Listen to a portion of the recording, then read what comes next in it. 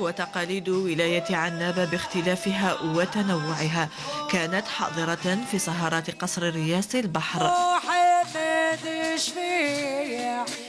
ألحان الفقيرات وحناء العروس زادت المكان جمالا ورونقا. اليوم عندنا سهرة عنابية محض لهنا في قلب الجزائر العاصمة.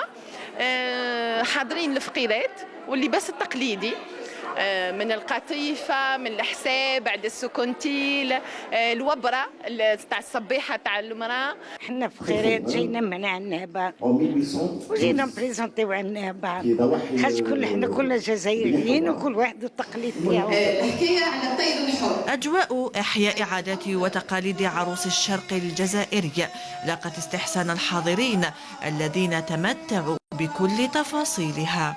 عجبني الحال باسكو انا ديجا عنابيه، دونك لقيت روحي في المليون تاعي. صافي 15 ولا 16 جابيت سور الجي.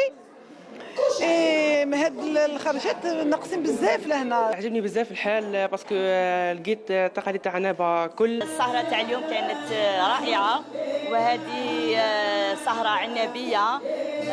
وش الحال يعني اللي عجبني فيها هي القعده تاع الفقيرات ما شاء الله، والعروسه اللبسه العنابيه، الحنه يعني القعده تاع العروسه. الاهتمام بإبراز عادات وتقاليد عنابة وغيرها من الولايات يعد السبيل الأمثل للتعريف بها وحمايتها من الزوال والاندثار.